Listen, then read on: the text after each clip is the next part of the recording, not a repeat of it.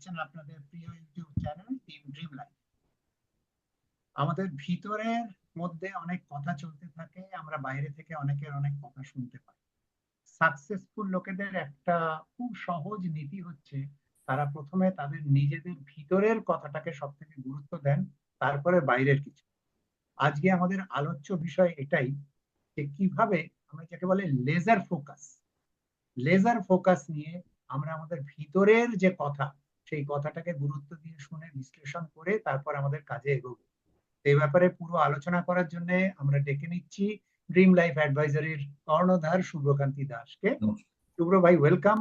একদম laser focus নিয়ে কিভাবে আমরা এগোতে পারি একটু ছোট্ট গল্পের আকারে বোঝাবো।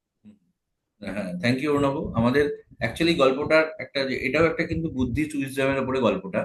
এবং এখানে লেজার ফোকাসের একটাই অর্থ হচ্ছে যে আমরা প্রথম যেটা হয় কি, আমাদের বাইরের প্রচুর রিসোর্সেস থাকে যেখান থেকে অনেক কিছু মেসেজ আমাদের কাছে আসে, এটা কর, এটা করিস না, এটা ভালো হবে, ওটা ভালো হবে না।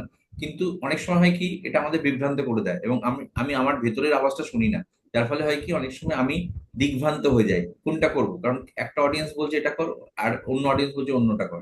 তো সেখানে ক্ষেত্রে আমাদের এই যে ভেতরে ইনার যে কল বা ইনার যে সেটা কত ইম্পর্টেন্ট, তার উপরে একটা ছোট্ট স্টোরি আমি শেয়ার করছি।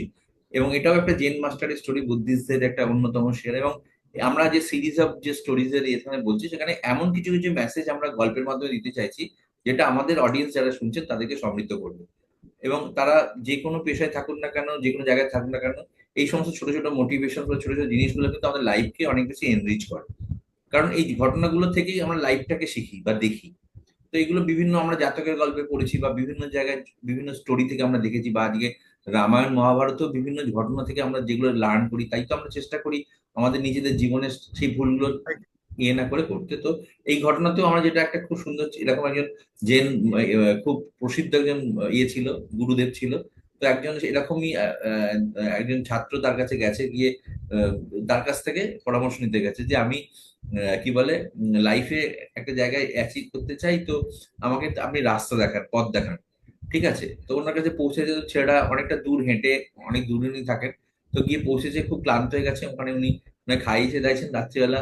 তারপর উনি খেয়ে ঘুমিয়ে পড়েছে। পরের দিন সকালে ঘুম থেকে উঠেছে, উঠে বলছে আমাকে, যে আপনাকে আমি রিকোয়েস্ট করলাম, আমাকে একটু বলুন আমি কিভাবে লাইফের একটা ভালো জায়গায় পৌঁছতে পারি, বা কিভাবে এ করলে আমি আমার জায়গায় পৌঁছাবো। তখন বললো ঠিক আছে, চ বেরোই।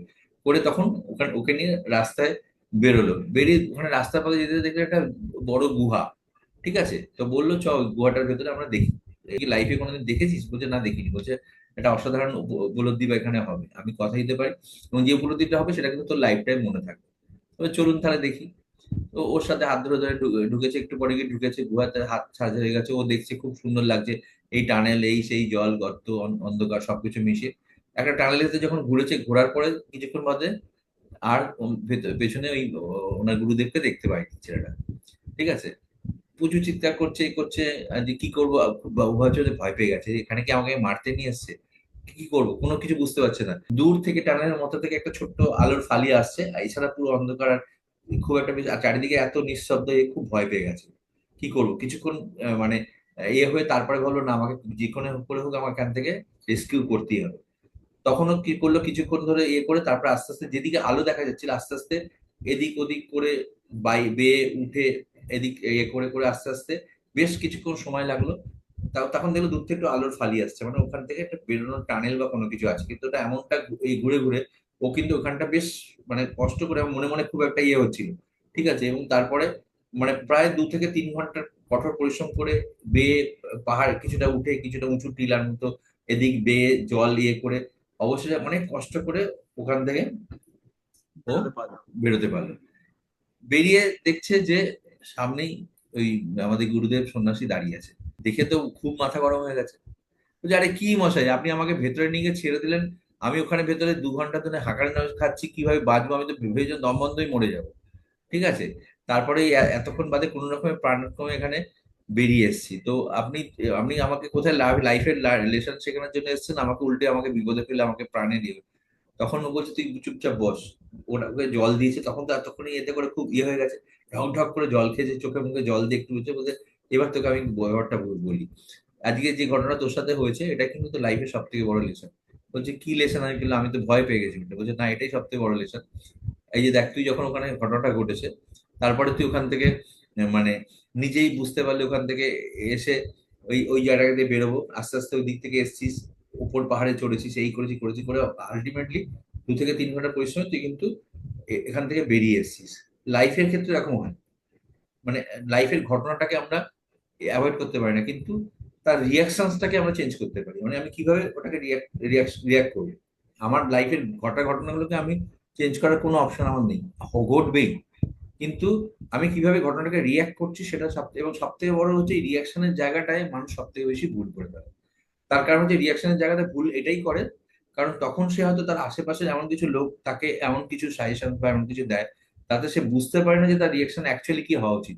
তখন সে নিজেরটা বেশি না শুনে সে বিভ্রান্ত হয়ে গিয়ে অন্যের বেশি শোনে। আজকে বলে, আজকে যখন তুই রাস্তা ওখানে পাচ্ছিলিস না, ঠিক আছে, ওখানে যদি তোর পাশে আরো একটা দুটো লোক থাকতো, ঠিক আছে, তাহলে হয়তো বলতো দৌড় ওদিকে যাস না, ওদিকে গেলে তুই পৌঁছাতেই পারবি না, ঠিক আছে, তুই বিভ্রান্ত হয়ে গিয়ে ওখানে যেতিসই না, তার ফলে আলটিমেটলি তোর কিন্তু ওই বেরোনোটাই হতো না। আবার আরেকটা কিছু লোক বলতো তোর ওই ওই রাস্তাটা ওইদিকে নয়, আমি তোকে নিয়ে যাচ্ছি অন্য একটা রাস্তায়, করে আরো বিভ্রান্ত করে তোকে এমন জায়গায় ফাঁসিয়ে তুই জীবনে কোনোদিন ওটাতে বেরোতেই পারতিস না। কিন্তু তুই সেখানে যেহেতু কেউ ছিল না, তুই নিজেরটা শুনেছিস, নিজের ভেতর থেকে যে এটা এসছে তার, সেখান থেকে তুই কিন্তু ওই ডিরেকশনে এসে ওখান থেকে বেরিয়েছিস। মানুষের ক্ষেত্রেও তাই, মানুষের সমস্ত সমস্যার সমাধান কিন্তু মানুষের নিজের ভেতরেই আছে। আমরা যখন বিভ্রান্ত হয়ে যাই তখন কিন্তু নিজের কাছে উত্তর না খুঁজে আমরা বাইরে থেকে খুঁজতে যাই, যার ফলে কি হয়, বাইরের যে বিভিন্ন এই স্টিমুলেন্স থেকে আমাদের যে উত্তরগুলো আসে সেগুলো অনেক সময় আমাদেরকে সঠিক পথ না দেখে উল্টে আরো বিভ্রান্ত করে দেয়।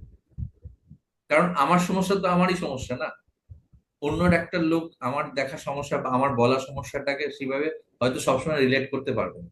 তো এই জন্য আমার যে রিয়াকশন সেটা কিন্তু আমাকে ঠিক করতে হবে যে how I react with the situation, এবং সেইভাবে যদি আমি বিহেভ করি তাহলে কিন্তু লাইফের এই সমস্যাগুলোকে আমি একটু সহজে ওভারকাম করতে পারবো, এবং আলটিমেটলি আমার লাইফের আলটিমেট গোলে পৌঁছাতে পারবো, যেটা আমার লাইফের আলটিমেট গোল। তো এটাই একটা খুব বড় মেসেজ ছিল এই গল্পটার মাধ্যমে। এটা একটা বড় লেসন অফ দ্য লাইফ, যে ভাই সবার আগে নিজের শোনো, নিজের ভেতর থেকে যে আওয়াজটা আছে, নিজের ভেতরের আওয়াজটা যদি তুমি শোনো, তাহলে কিন্তু তুমি তোমার নিজের সমস্যা থেকে সব থেকে আগে বেরোতে পারবে, rather than to listen from the outer world. এটাই হচ্ছে আমার মেসেজ অফ দ্য স্টোরি। এটা একটা দারুণ মেসেজ হয়ে রইলো যে নিজের শোনো, নিজের অন্তর্নিহিত কি কথা সেটা শোনো। সত্যি সত্যি এরপরে আর কিছু বলার থাকে না। আপনারা বিচার করে নিন, আপনার ভিতরে দুটো সত্তা আছে, একটা সত্তা বাইরের লোকের কথা শুনতে চায়, একটা সত্তা আপনার নিজের ভিতর থেকে বলে। আমরা বেশিরভাগ সময় অন্যের কথায় প্রভাবিত হয়তো মানে নিজের সত্তাটাকে হারিয়ে ফেলি। এটা হারাবেন না।